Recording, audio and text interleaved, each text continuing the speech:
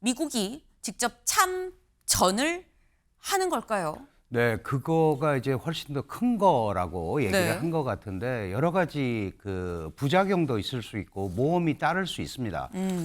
다만 지금 이제 이스라엘을 지원을 하고 있는 입장에서 네. 그냥 놔두고 이스라엘이 소위 이란에 대한 폭격이나 이런 걸 그치지 않는 상황을 그대로 방관을 하게 되면 이제 그 중동에서의 미국의 어떤 주도권이라든가 이런 것들 문제가 생길 수 있잖아요. 네. 그러니까 어떤 형태로든 간에 미국이 직접적으로 이 관여하는 모습을 좀 더 보여주고 싶은 그런 입장인 것 같습니다. G7서 급거 귀국 트럼프, 테헤란 즉시 떠나라. 훨씬 더 큰 것이 있다.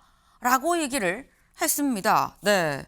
이 트럼프 대통령, 이 G7에서 급거 귀국을 하는 그 비행기 안에서 이런 얘기를 했다고 합니다. 들어보고 오시죠. Remember, Iran cannot have a nuclear weapon. It's very simple. We don't have to go too deep into it. They just can't have a nuclear weapon. And then a real end, not a ceasefire. An end. 네. 이란은 핵무기를 가질 수가 없어요. 뭐 깊이 생각할 것도 없습니다. 라고 얘기를 했습니다. 근데 무서운 게 강준영 교수님.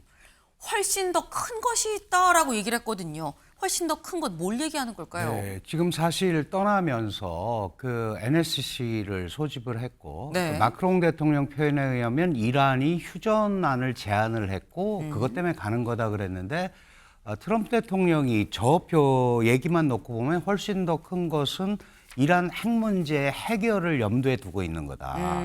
그러니까 핵 합의라든가 네. 아니면 핵 파괴라든가 네. 이런 것까지 염두에 두고 얘기를 한 게 아닌가 이렇게 생각이 들고요. 네. 실제로 지금 NSC를 열었고 회담이 끝난 걸로 회의가 끝난 걸로 나오는데 네. 아직 구체적인 얘기는 안 나오고 있습니다. 다만 벙커버스터 이스라엘이 요청한 지하 핵시설 파괴용 벙커버스터를 동용할 거냐 말 거냐 네. 이 얘기인즉슨 분명하게 미국이 더 깊게 이란 핵 문제의 직접적 해결에 들어갈 거다라는 네. 이제 그런 틀이 있는 것 같아요.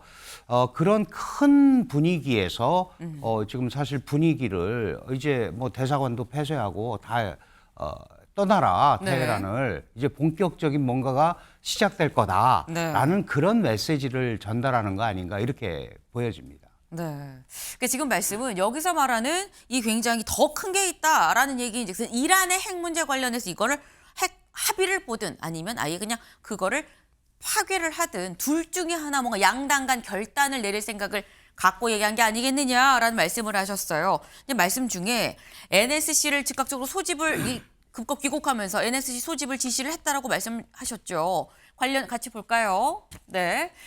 이 CNN에서 얘기하기를 트럼프 미 대통령 이란의 핵시설을 공격하기 위해서 미국 자산을 사용하는데 점점 긍정적으로 바뀌고 있다라고 보도를 했습니다. 왜냐하면 말씀처럼 귀국하면서 NSC를 소집을 했고요. 80분 동안 회의를 했다고 합니다.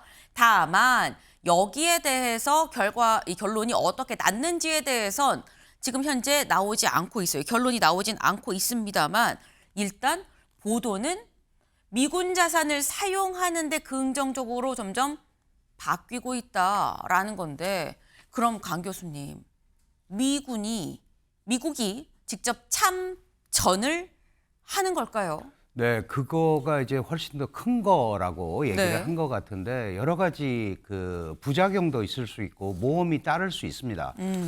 다만 지금 이제 이스라엘을 지원을 하고 있는 입장에서 네. 그냥 놔두고 이스라엘이 소위 이란에 대한 폭격이나 이런 걸 그치지 않는 상황을 그대로 방관을 하게 되면 이제 그 중동에서의 미국의 어떤 주도권이라든가 이런 것들 문제가 생길 수 있잖아요. 네. 그러니까 어떤 형태로든 간에 미국이 직접적으로 이 관여하는 모습을 좀 더 보여주고 싶은 그런 입장인 것 같습니다. 네. 다만 지금 이란의 지하핵 시설이 한 100m 지하에 있는 걸로 돼 있는데 GBU-57이라는 미국의 벙커버스터가 한 60m 정도까지는 파괴가 가능하다고 그래요. 네. 그런데 그게 안 됐을 경우에도 또 문제가 생길 수 있고 그다음에 그 폭탄을 투하하기 위해서 미국이 자랑하는 전략 폭격기들이 대거 또 가야 된단 말이죠. 그렇죠. 이런 것들이 혹시 지금 중동 전황 자체를 더 복잡하게 하는 건 아닌가 하는 이제 고려도 하는데 네. 지금은 일단 강력한 압박 정책으로 우리가 해결 안 하면 포기 안 하면 들어갈 수 있다라는 그런 메시지를 미국을 비롯해서 중동에 던지고 있다. 이 전체 미국이 나서서 중동에 던지고 있다. 이런 흐름으로 이해하면 될 것 같습니다. 지금 트럼프가 얘기하는 거는 압박 정책이라고 좀 봐야 될 거다라는 말씀이에요. 근데 말씀 중에 이런 부분도 좀 귀에 들어오는 게 이른바 게임 체인저라는 얘기가 붙었죠. 벙커버스터. 그러니까 던지면 이 지하에 있는 핵시설 다 쫙 폭발을 시키는 그런 건데 그게 60m까지밖에 안 되는데 이라는 100m 아래에 있는데 이거 써도 효과를 못 보면 그건 또 어떡할 거냐. 참전하고도 효과도 없는 상황, 최악의 상황인데 트럼프 대통령도 그런 걸 좀 염두에 두고 있지 않겠느냐라는 말씀이에요. 네.